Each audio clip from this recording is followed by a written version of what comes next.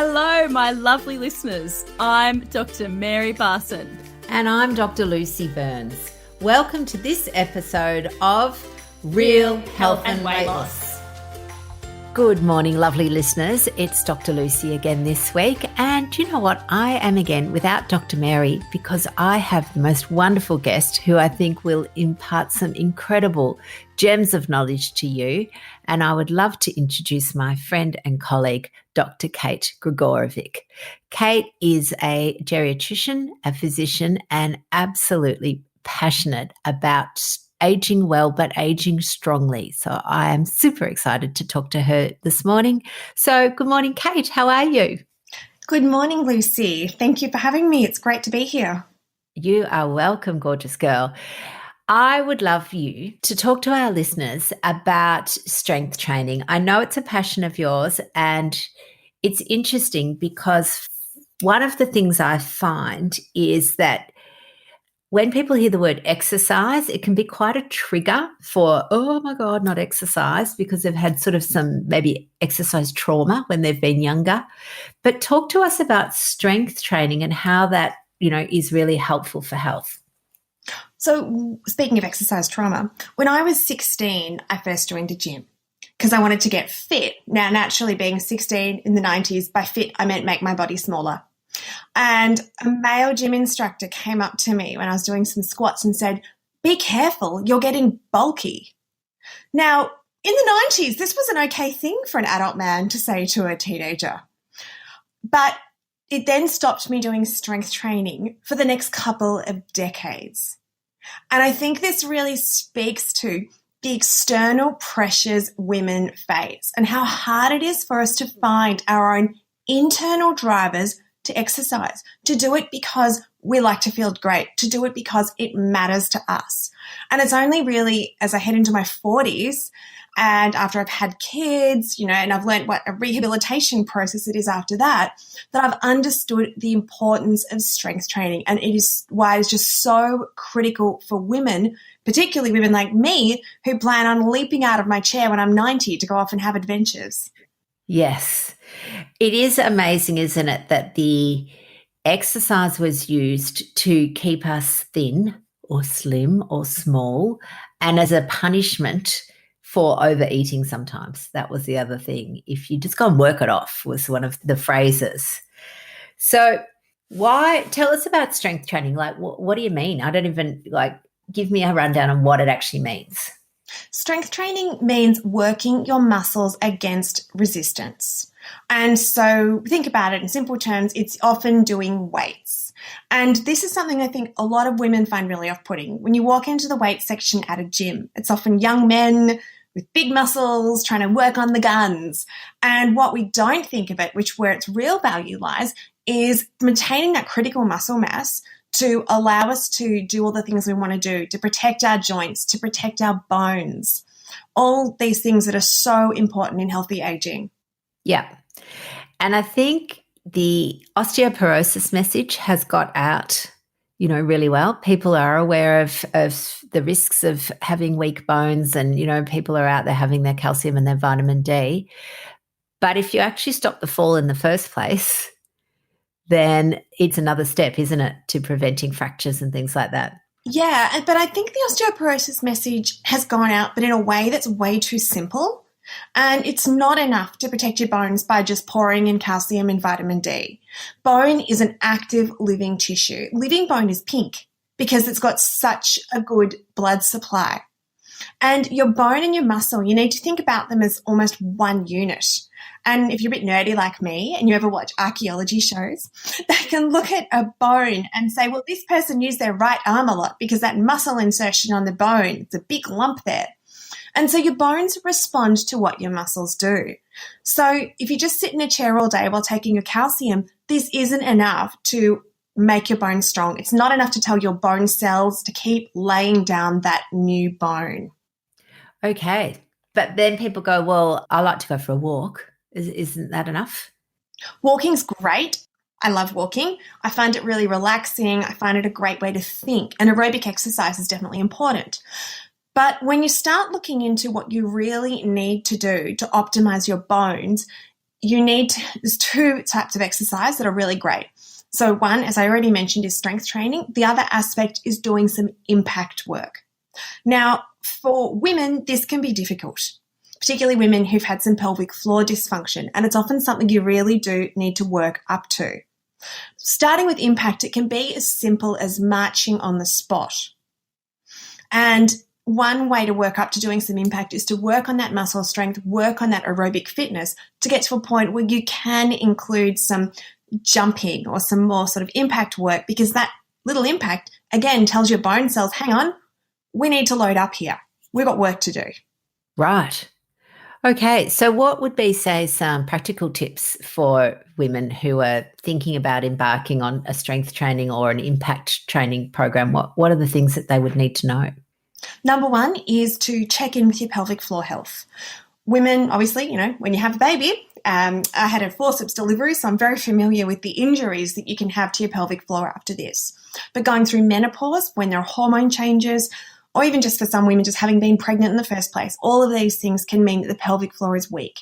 And unfortunately in Australia, there's a real lack of routine pelvic floor recovery and physiotherapy. So I think for women who have trouble with incontinence, particularly if they cough, it's really good to check in with a pelvic floor physiotherapist before increasing your exercise. The other part of it is then doing it, starting slowly and being careful. And I think for people who are younger, I know myself when I was younger, I could just go to the gym, join any old class. But I think when you get older and if you're not as fit, you can injure yourself. And one of the things I've really learned from working with exercise physiologists is that exercise isn't about going on and just being as hardcore as possible. It's really important to build strength over time and to do it in a way that's sustainable, because it's not just your muscles that get stronger, it's the connective tissue, the bit between the bone and the muscle, the bit that ligaments around your knees that also need to get stronger. And this takes time. And so I think really for anyone who's wanting to do it, starting slowly and also learning to do it properly. And so my online program, I designed it with an exercise physiologist, because that's someone who's got a university degree, who's really qualified, who can teach people the right technique to do things, again, to avoid injury. Great. That's actually really good advice, because for a lot of people, the idea of doing something, they got in their brain, they go, oh my God, it's going to be 40 minutes. It's, I haven't got time. It's too much. And there's this sort of resistance. But if you start off slow, you may only need to start with it 5 minutes. Definitely. And the other thing as well, I'm a big fan of scheduling. And so one of my key things for getting my exercise in, the start of the week, I sit down, I make a schedule, I look at my diary, and I put in where I'm going to do my exercise. And this way you're sort of making a commitment to yourself and you're carving out the time. And it is that feeling of knowing that exercise is key to feeling as great as possible in life and knowing that you deserve the time in your week. Yes, I love that. I think the idea that exercise is part of self-care and not part of a punishment is really critical.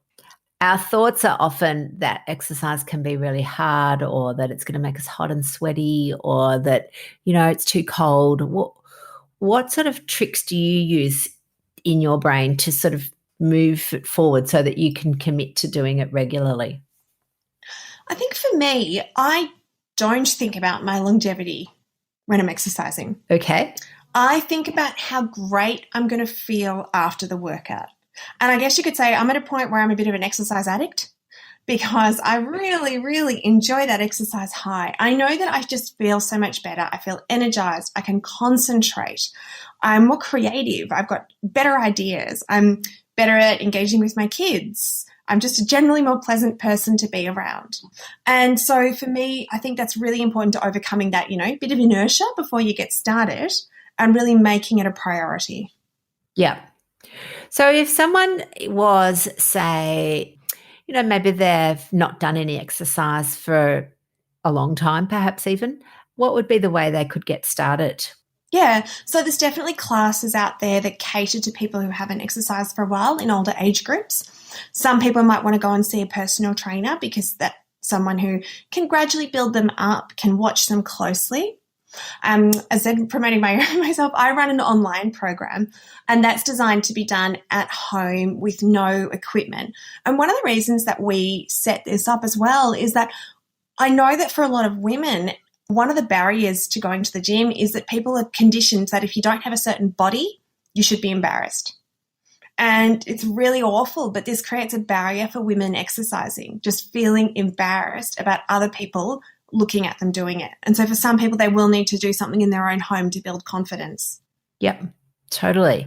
And you can see why. I mean, when you look at, our conditioning for what a woman should look like, it's pretty stylized. And, I grew up in the 80s and 90s where there was all the leotards with the, those thin things that sort of, like the dental floss up your bottom. I can't remember what they're called now, but, it was pretty awful. So I can well understand why people would have exercise trauma. And the story that you gave early on is absolutely true, where people feel that barrier to, I guess, they're self-conscious about how they look. Yeah, and I mean, why wouldn't you be? I do think it's fantastic that there's starting to be this positivity movement and this awareness that everyone deserves to feel great, and that exercise isn't about making your body smaller, it's about making you feel really good. And I think it's a really important shift, but I think it's something that we all have to do the work internally. I certainly wouldn't say that I'm completely free of my body insecurities. I'm a lot better than when I was a teenager, but it's a work in progress after what we grew up with. Yeah, totally. And I think the message that I'm seeing that's coming through, which is good, is that exercising for health and to feel strong. Yeah, that's right. And the thing about doing strength training, it's actually really empowering as well. Because, you get to make those gains. And when I first started, it was just after I'd had my third child, and, I was basically just lying on the floor.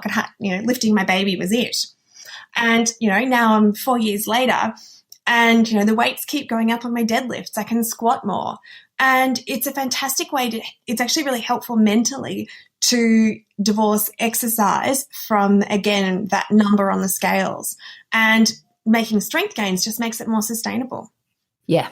Yes, totally. And I mean, in some ways, I love talking to people about even things like their basal metabolic rate, which is, in simple terms, the amount of energy, which we use calories, the amount of calories your body requires just essentially lying around. So I like to call it the sort of calories for free. So I'm just lying around, digesting my food, burning a whole heap of energy. Yay. Strength training increases that concept, doesn't it?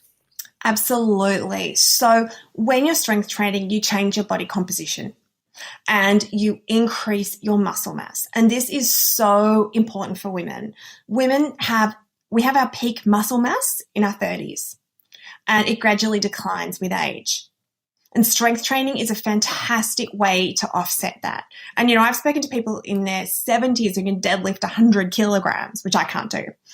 So, but that has huge translations for how independent she is in life. And she did that because she went into a nursing home and she saw all the women and she thought, I want to be independent. And so when you've got more muscle mass, it doesn't just increase your basal metabolic rate. It can also decrease the risk of diabetes. There's links with having more muscle and actually improving your brain function as well. So it has these fantastic kick-on effects for your body. Yeah, and your brain, which is wonderful. I think the idea that, and again, this is, I guess, a change then, and you articulated it beautifully at the start, that women weren't meant to be strong in the 90s. We were meant to be just small and petite and, the implication being a tiny bit weak. And now we're moving out of that. And in 2020, women are allowed to be strong, both physically and, I guess, in personality as well, which is wonderful to see. So I do love that idea that being a strong woman is actually something to be desired, not feared. Yeah, absolutely. And it's fantastically empowering getting strong. It's got these fantastic implications for your life. And, I think it's a feminist act in a lot of ways. And, it's so damaging, this idea that being thin was the most valuable thing you could be, because there's almost this weakness associated with it. And, don't get me wrong, there's still plenty of unrealistic body types being touted as amazing. And it's even worse now in some ways because even on something like Instagram, everything is airbrushed. In the 90s, we just had Dolly magazine. And so we're still being sold completely unrealistic body shapes, but there are some companies starting to be more responsible. And I think this is just fantastic for women's health. Yes, I love that. Any company that is empowering women and not just using our bodies for commercial gain or selling a product, which is really what's been for the last 50 years, advertising has all been about. And we've known that, I think the term in the 90s was, sex sells, and it was all about having some sort of scantily clad girl laid across a car. We're moving, but not completely. Yeah, it's a process. But, personally, when I'm looking at brands, I love seeing when you've got body diversity, you've got different people of different skin colors, you've got people of different shapes. And I find that really appealing. I find it really off-putting now when I walk past a shop and all I see is women with really thin bodies because, who relates to that? Yes, and I think that sort of thin, tall, blonde white woman is just, obviously those women exist, but they are not representative of our community. Exactly. And it's just so important to have representative body types. And that includes when you've got things promoting activity and exercise. Yeah. So one of the things I like to do when I'm in my general practice is for just a quick sort of strength assessment is I will get somebody to see if they can stand up out of a chair without using their hands. Is that a good measure of their lower limb strength? Oh, look, that's one of my favourites too. So when I go out to the waiting room and I call my patients, I'm there assessing. They don't realise, but the assessment has started. And it is just watching how someone can get out of a chair and walk across a room.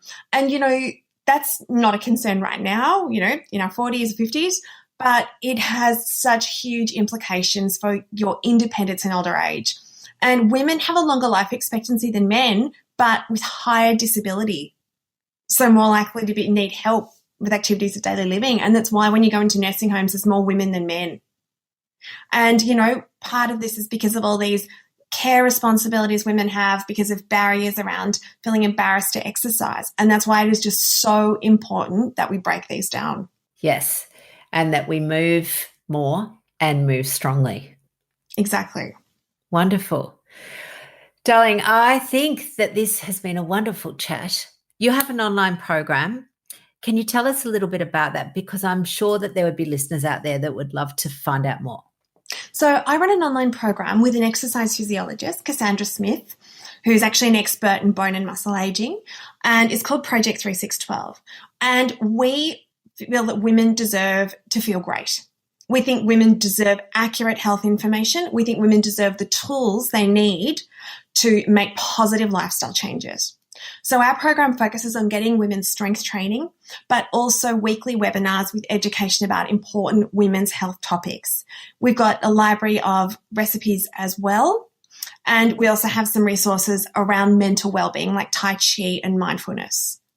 And we just really want to help women to get strong, to feel great, and to make these changes sustainable for the rest of their lives.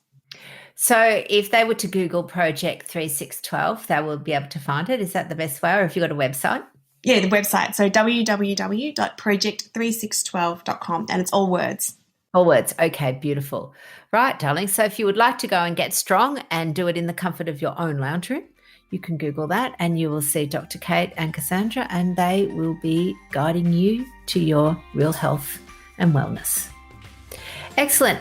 Kate, we are going to be chatting again because I have a topic that is passionate to both you and me, and I can't wait to get started on that. See you then.